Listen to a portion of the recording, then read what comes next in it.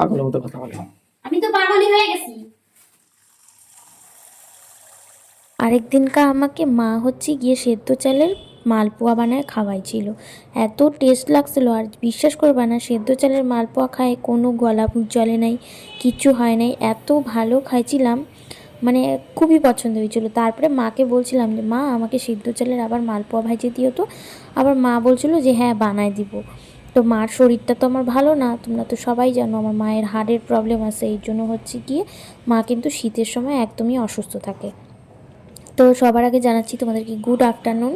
এখন তোমাদের সঙ্গে ভিডিওটা আস্তে আস্তে শেয়ার করি।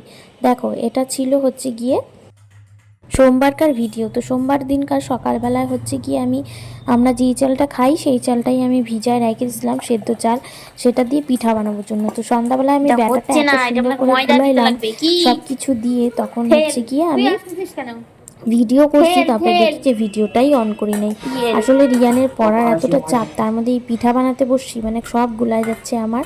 আর হচ্ছে গিয়ে এদিকে দেখো হচ্ছিল না প্রথম প্রথম, তারপরে রিয়ানের বাবা ময়দা এনে দিল, আর ময়দা এনে নিয়ে কিন্তু দুজনের মধ্যে হচ্ছে কি ঝগড়া লেগে গেল। কেন? পাগলের মতো কথা বলে। আমি তো পাগলই হয়ে গেছি।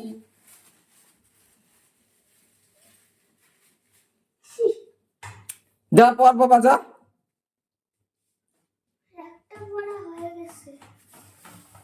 কি হয়ে গেছে? আর কিছু নাই ওই খাতার মধ্যে? তাই এখানে এসে দাঁড়ায় আছিস কেন তাহলে? যা। ও আমি বলে দিব, ওই পাশের গুলো যাই পড়া যা। যা না, সময় নষ্ট করিস না। কি বন্ধ করবো?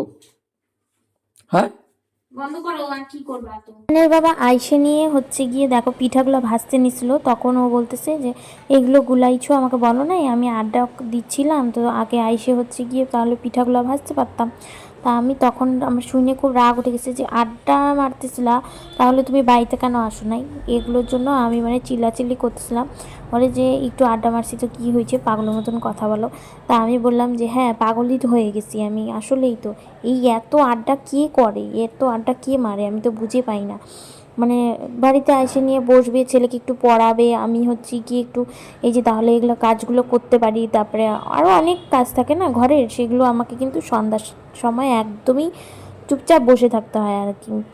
তা এটার জন্য আমি খুব চিল্লাচিল্লি করছিলাম যে এতক্ষণ আড্ডা দিচ্ছিলা, তাহলে কেন বাড়িতে আসো নাই? নিজে থেকে ফোন করব তারপরে। তো যাই হোক, তারপরে কিন্তু দুজনের মধ্যে রাগারাগি একটু হলো। তারপরে রিয়ানের বাবা পিঠাগুলো ভাজতে ভাজতে 5টা ভাইজে চলে গেছিলো উপরে, আর আমি এটা হচ্ছে কি আবার পরে রিয়ানকে পড়াতে পড়াতে 4-5টা আরও ভাজি। তারপরে দেখি যে না, অনেকটা টাইম লাগে যাচ্ছে একটা ভাজতেই। আর মালপোয়া পিঠা তো তোমরা জানোই যে আস্তে আস্তে ভাজতে হয়। আর এই ব্যাটারটার মধ্যে আমি দিছিলাম হচ্ছে একটু দুধ দিছিলাম, মৌরি দিছিলাম, যেই ভিডিওগুলো করতেছিলাম তোমাদেরকে তো বললামই যে পরে হচ্ছে কি কিন্তু ভিডিওটা দেখি যে অনই হয় না। এত সুন্দর ময়দাটা দেওয়ার পরে যে ফুলতেছিলো, আমার তো পুরাই আনন্দ হচ্ছিলো। দেখো আমি পুরো নাচতেছিলাম। তো সেদিনকার আমার কমপ্লিট ভাজা হয় নাই, এটা আবার মঙ্গলবার দিনকার ভিডিও। দেখো মঙ্গলবার দিন মানে ঝটপট করে সকালবেলা রান্নাবান্না কমপ্লিট করে নিয়ে এখন চলে আসলাম পিঠাগুলো সব মানে ভাজা কমপ্লিট করতে। কারণ কি হচ্ছে কি ডোনাকে স্কুল থেকে যখন নিয়ে আসতে যাবে তখন ওকে দিয়ে আর কি পাঠাই দেবো কারো কাছে পিঠাগুলো একবার মায়ের ওখানে, যেহেতু কয়েকদিন ধরে যাচ্ছি না মায়ের ওখানে। কারণ কি রিয়ানের ফাইনাল এক্সামের হচ্ছে গিয়ে সিলেবাস দিয়ে দিছে, প্রচুর পড়া দিছে।